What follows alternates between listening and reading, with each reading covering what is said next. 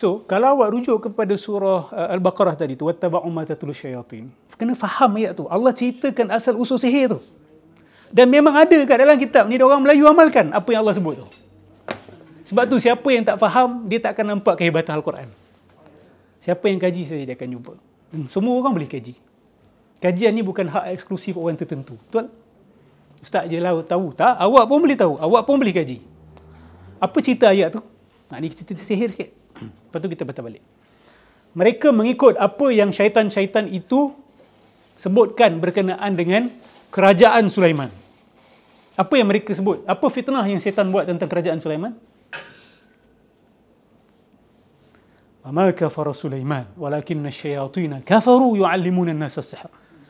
Hakikatnya Nabi Sulaiman tidak kufur. So, apa yang diorang fitnahkan kepada Nabi Sulaiman? Dia ni sebenarnya kafir, Sulaiman ni. Dia nampak je macam Nabi, tapi dia kafir. Sebab apa? Dia hakikatnya mengamalkan sihir. So, semua kuasa-kuasa yang dia ada tu, boleh kawal angin, kawal jin, tu sebenarnya dia buat dengan sihir. Itu tuduhan golongan syaitan kepada Nabi Sulaiman. Tapi Allah bersihkan nama Nabi Sulaiman. Wa ma kafara Sulaiman, walakinna asyayatin kafaru. Bukan Sulaiman yang kufur, tapi syaitan-syaitan ini yang kufur. Yu'allimuna an-nasa as-sihr. Dia orang yang ajar manusia sihir. Wa ma unzila 'alal malakaini bi Babil Harut wa Marut. Dan apa yang diturunkan kepada dua malaikat, Harut dan Marut. Ulama menafsirkan antaranya adalah sihir yang diturunkan dan diuji manusia. So, nampak tak kaitan dengan Nabi Sulaiman? Kalau awak pergi ke Kinokuniya ke, awak pergi ke Borders ke, Borders kat sini ada lagi ke? Ada lagi ya? Ada. Kalau kat Singapore Borders dah tutup. Ada.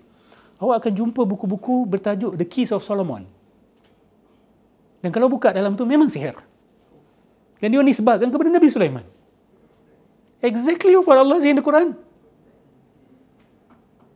So mereka dakwa sihir tertinggi adalah sihir Nabi Sulaiman. Sihir Sulaiman lah, bukan Nabi Sulaiman. Sebab tu geng-geng yang bomoh-bomoh ni, dia orang akan juga sebut Nabi Sulaiman.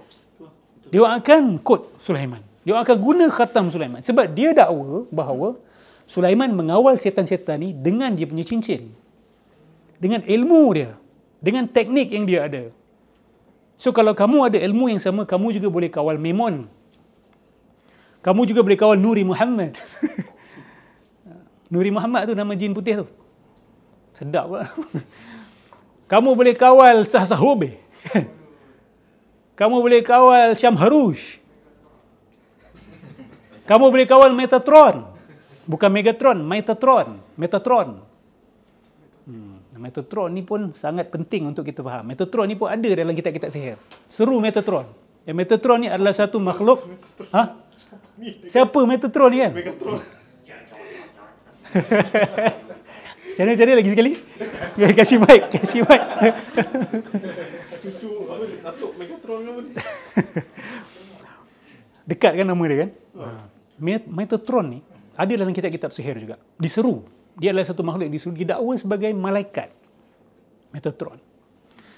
Metatron ni dia ada isu yang lebih besar dalam Quran sebenarnya. Wa qalatil yahudu Uzairun ibn Allah. Wa qalatil masihu Isa ibn Allah. Orang Yahudi mendakwa bahawa Uzair anak Tuhan. Orang Kristian mendakwa bahawa Isa anak Tuhan. Apa kena mengenai Metatron, Ustaz? So, orang kafir tanya kita, sejak bila orang Yahudi menuhankan atau mendakwa Uzair anak Tuhan?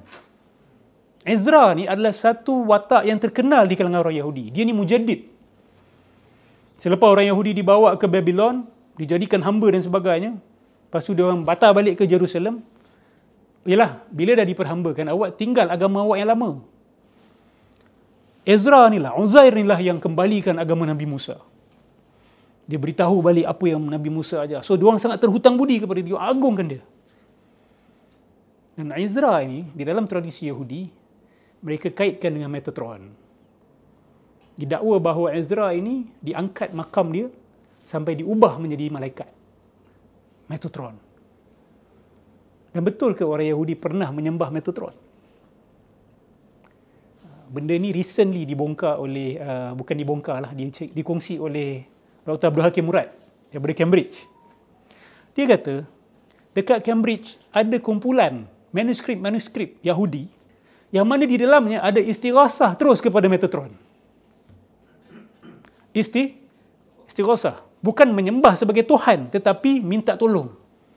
Wahai Metatron, kami begini begitu. Wahai Metatron. Doa-doa istighasah ni. Bagi saya, atas sebab itulah Ezra ini didakwa sebagai anak Tuhan. Dan Allah Subhanahu Wa Taala kata, Uzairun ibnullah. Uzairun ibnullah. Sebab istighasah ni bila sampai satu tahap yang melampau, awak memang dah menuhankan. Tak semua istighasah menuhankan. Tapi kalau jenis istighasah yang awak dah memberikan dia kuasa-kuasa yang hanya Allah sahaja miliki, awak kata dia ada kuasa kun fayakun, boleh ala kulli syai'in qadir, boleh hidupkan yang mati dan sebagainya, maka itu telah mensyirikkan Allah sebenarnya. So ini Metatron. Baik.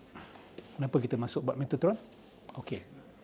So, seruan-seruan kepada ataupun zikir-zikir pelik ni yang ada nama-nama pelik dan sebahagiannya nama-nama itu ada di dalam kitab-kitab sihir. Bila dia orang amal, of course lah certain beings come. Makhluk-makhluk tertentu datang dan memberikan mereka kemampuan-kemampuan yang tertentu. Orang yang jahil terus masuk kepada amalan tarikat sebelum belajar fardu ain dengan betul, belajar fiqh dengan betul, belajar akidah dengan betul, belajar akhlak dengan betul, dia terus melompat masuk tarikat, nak berdesup terus naik burak kan, pergi mi'raj dan fana. Geng-geng macam inilah yang paling senang kena tipu. Nah, setan-setan ni akan datang dengan bentuk-bentuk yang masya-Allah tabarakallah. Ini cerita mutawatir. Dalam semua bangsa, semua tradisi ada. Ada akan makhluk yang datang selepas awak lakukan ritual-ritual tertentu, bacaan-bacaan tertentu, dia akan datang dan dia akan berikan awak kemampuan-kemampuan tertentu. Jadi all these things need to be taken into consideration. Ada kemungkinan mental, ada kemungkinan jin dan syaitan. Ada kemungkinan it's pure psychological experience. Awak rasa elated, awak rasa estetik. Macam kita kadang-kadang rasa happy, ya. Solat tu kita rasa sangat seronok. Kadang-kadang tak rasa benda pun. Betul tak? Semua orang pernah alami benda ni. Ramadan, kan? Ada waktu Ramadan kita sangat membahagiakan. Looking forward. Ada waktu nafsu kita tak mahu Ramadan. Betul tak? Ada waktu sekejap nak, sekejap tak nak. Itulah manusia. Tapi ada waktu kita rasa keseronokan yang kita tak boleh nak jelaskan. That is a psychological experience. Yang mana saya boleh kata bahawa orang bukan Islam pun kadang-kadang boleh mengalaminya dengan amalan-amalan mereka. Dia orang suka cerita bertekatan dengan ekstasi mereka. Dia estetik. Awak tak percaya? Awak tengok satu majlis. Ni kira, saya lupa lah nama dia. Majlis ni dibuat oleh Sadhguru. Sadhguru ni sangat terkenal. Dia buat dia punya ritual tu dekat depan patung Adi Yogi Shiva yang besar tu, yang dia orang bawa buat dekat India. Dan dia pun sampai mata naik atas agak, mata putih dia jadi, kan? Dia siap minum racun ular. Ular punya venom tu dia minum. Dan awak akan tengok dia punya hadirin dan hadirat tu estetik. Dia orang akan meluahkan dan bercakap perkara-perkara yang menunjukkan bahawa they are experiencing ecstasy. Dan benda ni boleh dialami oleh manusia. Tak kira apa awak amal. Bahkan orang tengok bola pun, bila kumpulan dia menang, negara dia menang World Cup, ada di kalangan mereka yang mengakui bahawa they felt aesthetic level yang hilang diri kadang-kadang. Hilang akal, hilang diri. Atheist pun mendakwa mengalami yang sama dan sebagainya. So these are psychological experience. Kita kena hati-hati sebelum mengatakan bahawa ini datang daripada Allah. Ini datang daripada amalan-amalan hebat aku. Ini bukti bahawa amalan-amalan ini adalah baik. Hati-hati, be very careful. Saya pernah kongsi The Gods of the New Age. Ini adalah dokumentari yang saya minta tolonglah tengok. Saya ni kali ketiga ke empat ke saya ulang dokumentari ni. Tapi dokumentari ni ada babak-babak aurat terbuka lah. Tapi dia menunjukkan bagaimana sebahagian orang mengamalkan pranayama ataupun zikir nafas pula. Exercise, ritual nafas.